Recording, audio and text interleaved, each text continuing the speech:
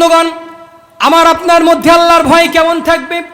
হযরত ওমর রাদিয়াল্লাহু তাআলা আনহু একদিন হঠাৎ করে মরুভূমির চড়াতে হাঁটতে হাঁটতে ক্লান্ত হয়ে গেলেন, বেকুল হয়ে গেলেন, আর হাঁটতে পারেন না, চলতে পারেন না।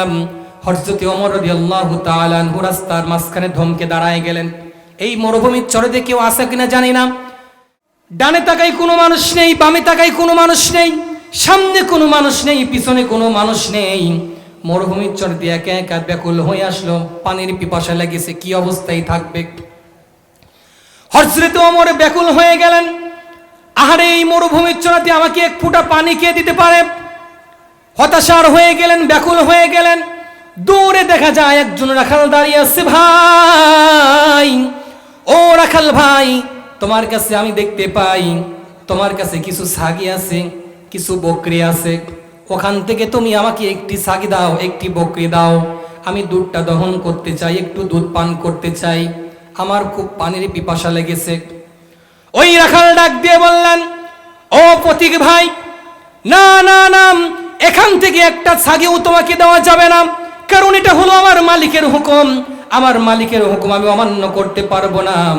আমার মালিকের আমাকে বলেছে সহি সালামতে আবার এখান থেকে বাড়ি পর্যন্ত নিয়ে যেতে হবে। হযরত ওমর বললেন, তোমার কাছে হাজার হাজার ছাগি আছে, হাজার হাজার বকরি আছে, এখান থেকে যদি তুমি একটি ছাগি দাও তাহলে তোমার কোনো সমস্যা হবে না। আমি তোমার কাছ থেকে একটু কিনে বিক্রয় করে নিতে চাই, কিনে নিতে চাই, তোমাকে কিছু হাদিয়া স্বরূপ দেব, তুমি আমাকে দিয়ে দাও। রাখাল বললেন, না ভাই, এখানে আপনাকে কোনো ছাগি দেওয়া যাবে না। আবার হযরত ওমর প্রশ্ন করলেন, এখান থেকে হাজার হাজার ছাগি তোমার কাছে আছে, একটা ছাগি যদি তুমি আমাকে দাও তোমার মালিক তো দেখবে না। তখন রাখাল ডাক দিয়ে বললেন, ও পথিক ভাই, এখান থেকে যদি একটা ছাগি যদি তোমাকে আমি দিয়ে দেই তাহলে আমার মালিকের কাছে আমি অপরাধী না হলেও আমার আল্লাহর কাছে আমি অপরাধী হয়ে যাব। জোরে বলেন কথা ঠিক কিনা? আমার আল্লাহর কাছে আমি অপরাধী হয়ে যাব। আমার মালিক বাদ দিলাম, একজন রাখালের মধ্যে কেমন ভয় ছিল, একজন রাখালের মধ্যে আল্লাহর কেমন ভয় ছিল, খুব খেয়াল করবেন বাজানোর, মনোযোগ সহকারে শুনুন। আমার আপনার মধ্যে ভয় থাকার দরকার আছে না নাই? আরেকটু আস্তে বলবেন না, আছে না নাই? আরেকটু আস্তে বলবেন না, আছে না নাই? আমাদের মধ্যে যেমন ভয় থাকলো, সেই রাখালের মধ্যে একজন ভয় কাজ করেছে, আল্লাহর ভয় তার মধ্যে ক্যাপচার করেছে, প্রোটেকশন ধরে নিয়েছে। একটা গবেষণা হয়ে গেল যে আমি আল্লাহকে ভয় করি, আল্লাহর ভয় আমার অন্তঃকলের মধ্যে আছে, আল্লাহর ভয় থাকতে হবে। ও পথিক ভাই, এখান থেকে একটা ছাগিও আমি দিতে পারবো না। এইবার হযরত ওমর ডাক দিয়ে বললেন, রাখাল ভাই, তোমার কাছে হাজার হাজার ছাগি আছে, একটা ছাগিও তুমি আমাকে দিলা না, তোমার মালিককে তুমি ভয় করো না, তুমি একমাত্র ভয় করো আল্লাহকে। সুবহানাল্লাহ বলেন। তুমি একমাত্র ভয় করো আল্লাহকে। আল্লাহর ভয় তোমার মধ্যে আছে, আল্লাহর ভয় তোমার মধ্যে আছে, তাকওয়া তোমার মধ্যে আছে রে। ও রাখাল, আমি একটা কথাই তোমাকে বলতে চাই, তোমার মধ্যে যেমন আল্লাহর ভয় আছে, তোমার মধ্যে যেমন আল্লাহর একটা হাকিকত আছে, আমি শুধু এতটুকুই বলতে চাই, এই মদিনা শহরের প্রেসিডেন্ট হলো হযরত ওমর। এই মদিনা শহরের প্রেসিডেন্ট হযরত ওমর না হয়ে যদি তোমার মতন একজন রাখাল যদি প্রেসিডেন্ট হতো, আমার মনে হয় এই মদিনা শহরের লোকজন আরো শান্তিতে বসবাস করতে পারত। জোরে বলেন সুবহানাল্লাহ। রাখাল ডাক দিয়ে বলতেছেন, পথিক, খবরদার, তুমি যদি আরেকটা বার আমার ওমরের নামে কোনো খারাপ কথা বলো, তোমার জিহ্বা টেনে আমি জমিনের উপর দ্বিখণ্ডিত করে ফেলবো। কেন বললেন? রাখালকে এখন রাখাল এখনো চেনে না ওইটা হযরত ওমর। সুবহানাল্লাহ বলবেন না? বাড়িতে গিয়ে কাল সুবহানাল্লাহ কয়েন, জোরে কান সুবহানাল্লাহ। এই শিবগঞ্জবাসী আমি কি করবো বুঝতে পারছেন? আমার ভাইয়েরা, আমার বন্ধুগণ, আল্লাহ রাব্বুল আলামিন এই জন্য সুন্দরভাবে জানাই দিলেন, প্রোটেকশন দিয়ে দিলেন। হযরত ওমর যখন এই কথাটা বললেন, এইবার রাখাল ডাক দিয়ে বললেন, পথিক, আরেকটা কেউ কোনো বাজে কথা বলবা না, কারণ আমার ওমরের নামে আমি কোনো খারাপ কথা শুনতে পারবো না। যদি আর একটা উল্টা পাল্টা কোনো কথা বলো, তোমার জিহ্বা টেনে আমি জমিনের উপর দ্বিখণ্ডিত করে দেব। তুমি কি মনে রাখো? এইবার হযরতে ওমর ডাক দিয়ে বললেন, ও রাখাল ভাই, তুমি কি হযরতে ওমর কি কখনো দেখেছো? যখন এই কথাটা বললেন, রাখাল বললেন না, হযরতে ওমর চেহারা তো দূরের কথা, চেহারা তো দূরের কথা, আমি হযরতে ওমর কেউ কখনো দেখি নাই, না দেখে বিশ্বাস করেছি। সুবহানাল্লাহ বলেন। এইবার হযরতে ওমর ডাক দিয়ে বললেন, না দেখেই এত প্রেম ভালোবাসা, না দেখেই এত প্রেম ভালোবাসা, এত আবেগ, এত ভালোবাসা, না জানি তোমার দেখার পরে কেমন লাগবে। সুবহানাল্লাহ বলেন। এবার হযরতে ওমর বললেন, তুমি কি রাখালকে দেখতে চাও? রাখালকে বললেন, তুমি কি হযরতে ওমরকে দেখতে চাও? রাখাল বললেন, হ্যাঁ, আমার জীবনে কখনো ভাগ্য হয় নাই আমি হযরতে ওমরকে দেখবো, তোমার ওসিলায় যদি আমি হযরতে ওমরকে দেখতে পাই তাহলে আমার জীবনটা ধন্য হয়ে যাবে। সুবহানাল্লাহ বলেন।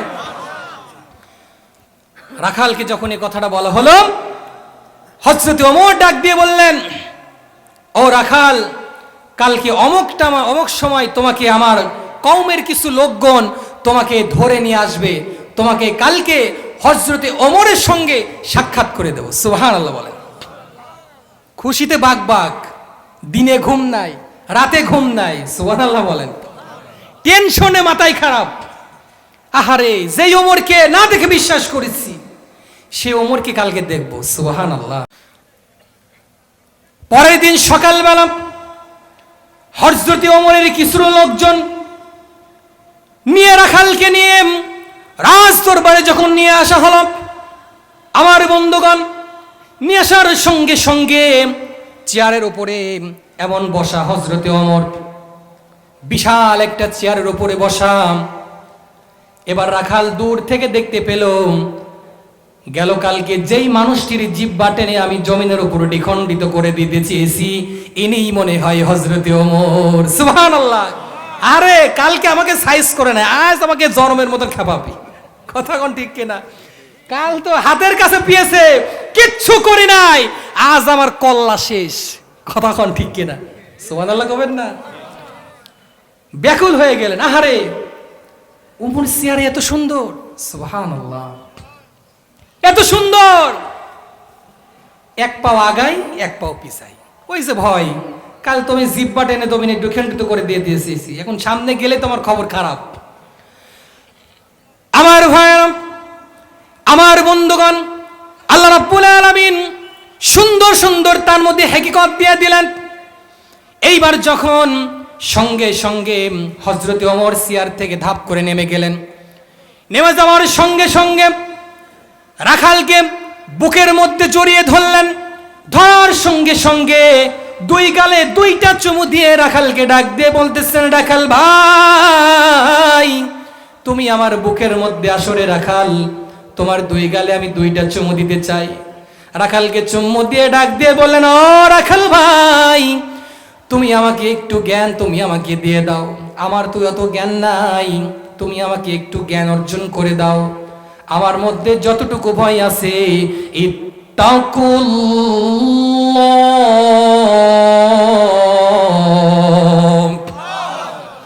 আরো বেশি বেশি যেন ভয় হয়, আমাকে একটু সাজেশন দাও, একটু আমাকে জ্ঞান দাও। যতটুকু আমার মধ্যে যতটুকু আল্লাহর ভয় আছে, তার চাইতে বেশি বেশি গুণ যেন ভয় আমার মধ্যে ঢুকে যায়। জোরে বলেন সুবহানাল্লাহ।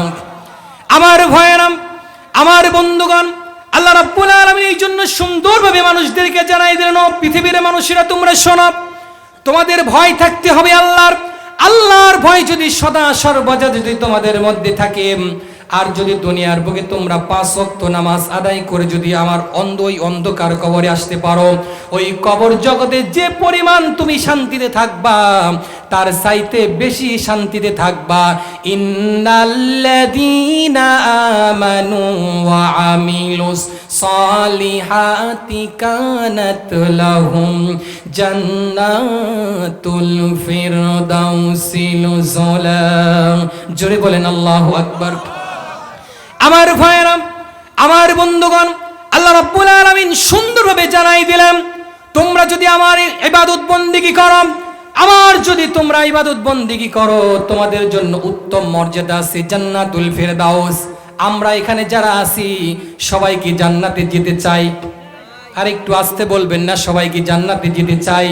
কারা কারা জান্নাতে যেতে চাই একটু হাত তুলে দেখাই। লিল্লাহি তাকবীর।